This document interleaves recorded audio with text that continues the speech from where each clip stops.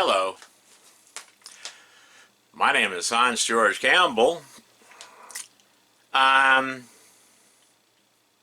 have three of these Microline, I think they're called Microline or Microline power supplies.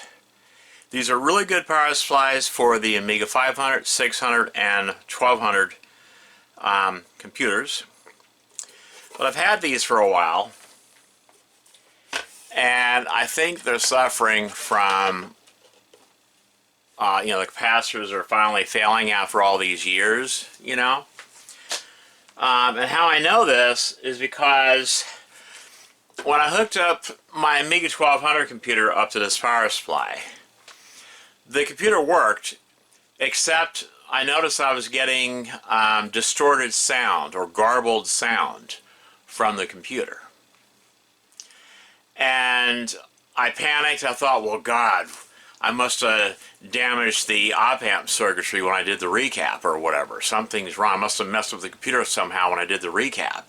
I messed up the audio part of the computer. Oh my God, but no, that's not the problem. Because when I also hooked up this power supply, because I heard that a faulty power supply can also cause garbled audio on the Amiga computer. So I hooked up one of my Amiga 500 computers up to this power supply, and the same thing. And that's a known good Amiga 500. I knew there was nothing wrong with that Amiga 500. And I was getting garbled sound. And so I said, okay, these power supplies need to be recapped, or there's something going on with these power supplies. And I have three of these. So I thought that, I'd open up one of these power supplies. I'm going to recap all three of them, but I'll do one of them underneath the camera and the other two off camera, But I thought while I was working on this Microline power supply that, I'd turn on the camera and let you guys watch what I'm doing, and I can tell you what capacitors are in here in case you have one of these power supplies. You know what caps that you need to recap yours. So let's get started.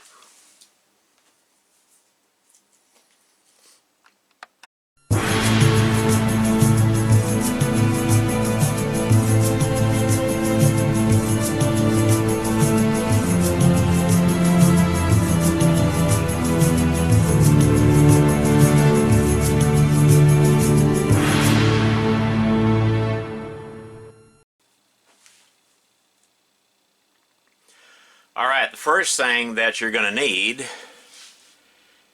to get a low torque Phillips screwdriver like this one. Okay. Do not use a normal size Phillips screwdriver like this. This is too much torque. It's too big. Alright. So start by taking these screws on the side here out.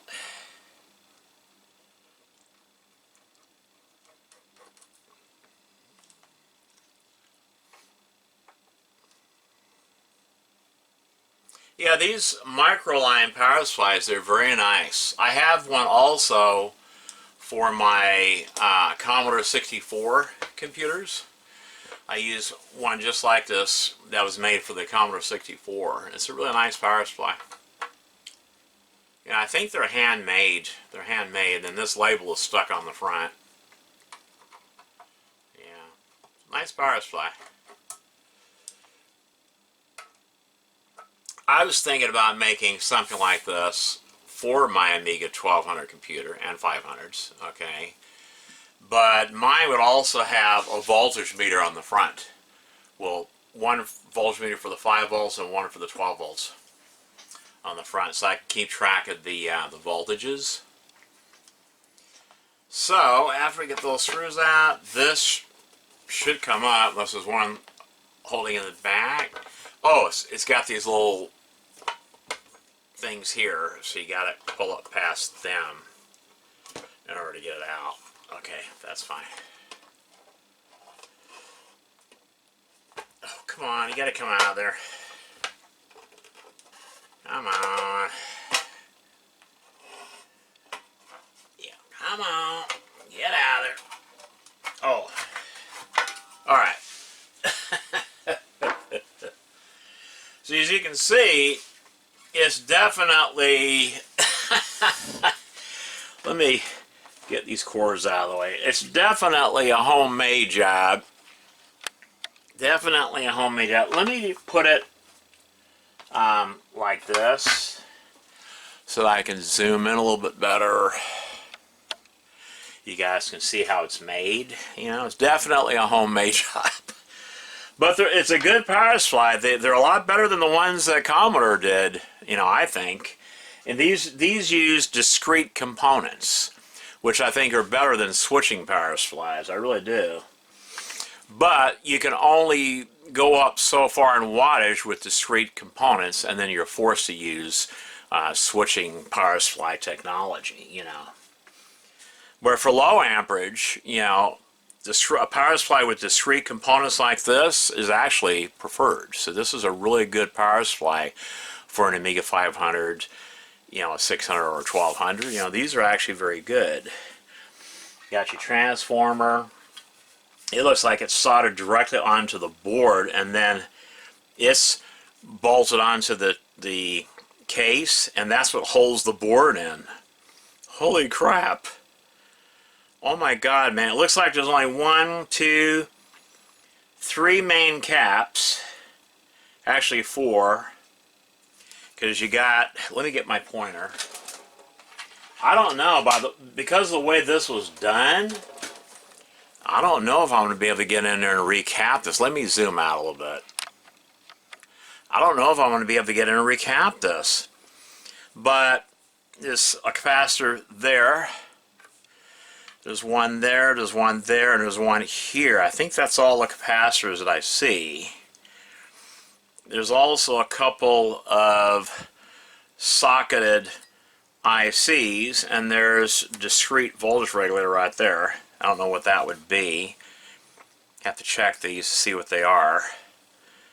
One's probably 5 volts, the other one's probably 12 volts.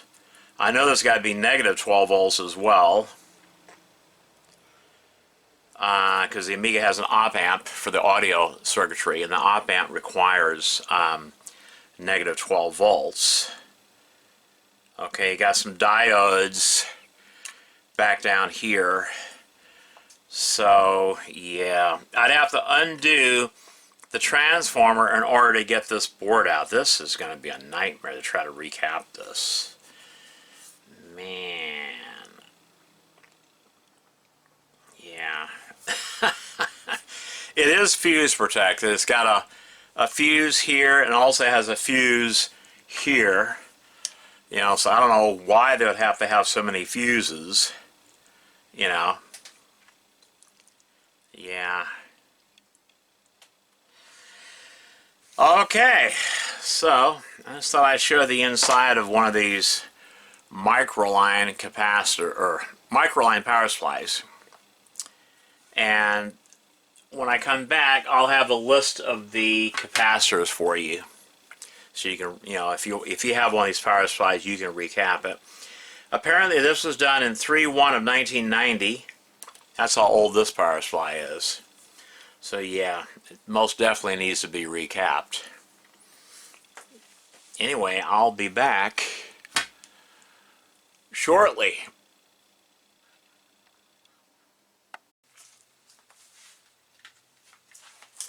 Okay, I'm back.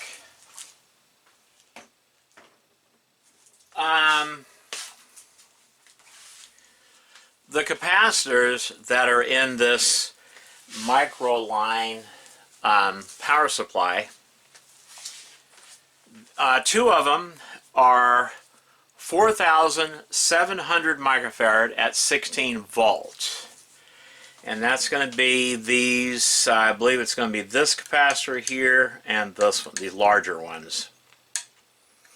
Okay, then there's a a smaller large capacitor in the rear there. That one is 3,300 microfarad at 35 volts. And then there's a small blue electrolytic capacitor right there. Okay, and that capacitor is 330 microfarads, 25 volts. So if you guys have one of these Microline power supplies for your Amiga 500, 600, or 1200, and you're thinking about recapping it, which you should, because these were made back around 1990. So think how many years ago that was. So yeah, it would be a very good idea to go ahead and recap the power supply if you have one of these. Now, the two small 8-pin chips that are in the sockets on the board, those are LM3578N. Now, I don't know exactly what that chip does. I'd have to look it up. But again, those two 8-pin ICs that are in the socket, plugged into the sockets, in case you want to replace those two while you're at it, they are LM3578N. That's the number on those two chips. And then this IC right here, I don't know if that's a voltage regulator or what exactly that is, but the number on that IC or transistor, whatever that is D45VH4. I don't know, again, I don't know what that is unless I look it up. But the number on that right there, I'm assuming it's a voltage regulator, is D45VH4. Okay, now I couldn't look up the number on these with these big, the voltage regulators with these big heat sinks on them. I'm assuming that one of them is going to be positive 5 volts, probably, what is it, a 7805 voltage regulator, and the other one's probably going to be the positive 12 volt regulator. So that would be a 7812 voltage regulator, But look, actually look at these voltage regulators yourself. Make sure. Okay, in fact, you really don't even need to replace these if they're still working. The integrated circuits, yes, I actually would go ahead and replace those. I just, pop those out and plug in two new ones. Recap, there's only 4 capacitors on this board. Recap those. The big electrolytics, just recap those, and then this should be, good. It should be good to go. But yeah, these power supplies, they're pretty good power supplies for your Amiga 500s, 600s, 1200s. I don't know how much current they put out, but judging by the fact that you need at least a 5 amp fuse right here, that tells me that this puts out at least 5 amps. So that's what I'm going to go with, that these power supplies put out 5 amps. So when you're trying to figure out like how much stuff you could put into, let's say, your Amiga 1200 computer, figure out how much current each one of those devices are using, and also how much current the Amiga 500 motherboard needs and the disk drive needs, and you add all that up. And as long as it's below 5 amps, this power supply should be fine. Okay? But yeah, it's important that you figure that out. And you should be able to get the current draw on all your devices. There should be some kind of a spec sheet for each device, even for something like a Pi Storm. You need to figure out, okay, how much milliamps or amperage is that Pi Storm using? How much does it need? Okay. Yeah. Anyway, I was opening up one of these Microline power supplies for the Amiga 500, 600, and 1200 because I was thinking about recapping it. I was having problems with this one for sure. Definitely needs to be recapped. And so I thought that while I was doing that, while I had it open, that I would just, hook up the camera and let you guys see what I'm doing. You guys get to take a peek in here, see what it looks like.